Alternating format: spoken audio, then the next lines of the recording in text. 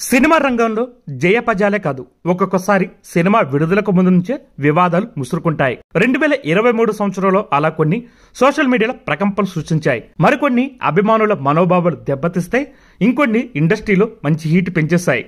అలాగే తమ వ్యాఖ్యలపై పలువురు అగ్ర నటీనటులు వివరాలు ఇచ్చుకోవాల్సి వచ్చింది. మరి 2023 సంవత్సరంలో వార్తల్లో నిలిచిన ఆ వివాదం ఏంటో తెలుసుకుందాం. సినీ నటి సమంత కొంతకాలం సినిమాలకు విరామం ప్రకటించారు. ఆమెపై ఒక నిర్మాత చేసిన ఘాటు వ్యాఖ్యలు, వాటికి సమంత ఇచ్చిన కౌంటర్లతో సోషల్ మీడియా మొత్తం హీట్ ఎక్కిపోయింది. ఆమెకు ఎలాంటి వ్యాధి లేదని, సానుభూతి కోసమే అలా చెబుతున్నట్టు ఒక నిర్మాత కామెంట్లు చేశారు. వీటికి సమంత స్ట్రాంగ్ కౌంటర్ ఇచ్చారు. గూగుల్ సెర్చ్ చేసిన ఇమేజ్తో పరోక్షంగా కౌంటర్ ఇస్తూ పోస్టులు పెట్టారు సమంత. అలాగే ఈ సంవత్సరం మంచు బ్రదర్స్ వివాదం సోషల్ మీడియాలో హాట్ టాపిక్ గా మారిపోయింది.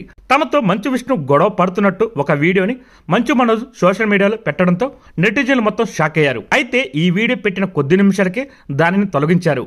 ఆ తర్వాత ఇద్దరు కొన్ని కొటేషన్ ని ట్విట్టర్లో పోస్ట్ చేశారు.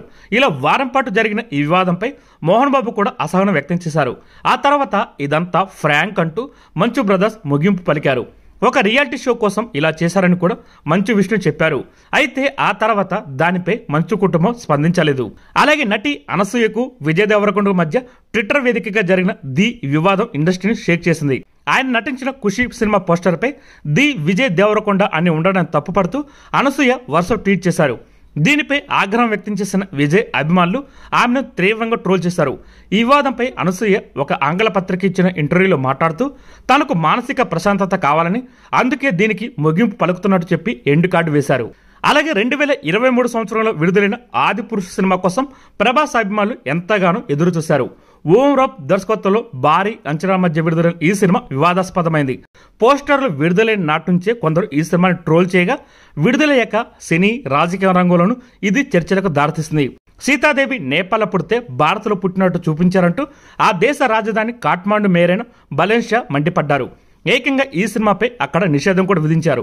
మరికొందరు సినిమా ప్రముఖులు కూడా దీన్ని తీవ్రంగా విమర్శించారు. ఈ సినిమాపై అలహాబాద్ హైకోర్టు కూడా తీవ్రమైన వ్యాఖ్యలు చేసింది. ఈ సినిమాతో నిరుత్సాహపడ్డ ప్రభాస్ అభిమానులు ఈ సంవత్సరం చివరిలో వచ్చిన సలార్ సినిమా ఫుల్ జోష్ నింపింది. అలాగే వెంకటేష్ రానా నటించిన రానా నాయుడు వెబ్ సిరీస్ విడుదలయ్యాక పలు వివాదాలు ఎదుర్కొంది. ఇందులో బోల్డ్ కంటెంట్ అధికంగా ఉందని కామెంట్స్ వినిపించాయి. ఒకనొక దశలో తెలుగు వెర్షన్ స్ట్రీమింగ్ కూడా ఆపేశారు. అయితే తాజాగా ఈ సిరీస్ ఒక అరుదైన ఘనత సాధించింది. 2023 సంవత్సరం జనవరి నుంచి జూన్ వరకు అత్యధిక వ్యూస్ సాధించిన టాప్ 400 సిరీస్ వివరాలు నెట్ఫ్లిక్స్ తాజాగా వెల్లడించింది. ఆ జాబితాలో రానా నాయుడు 366 స్థానం నిలిచింది.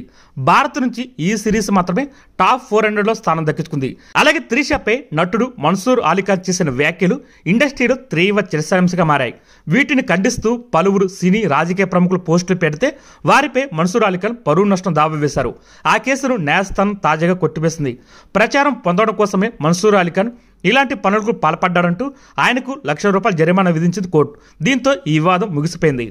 ఈ వీడియో కనుక మీకు నచ్చితే లైక్ చేయండి, షేర్ చేయండి, కుదిరితే సబ్స్క్రైబ్ చేయండి.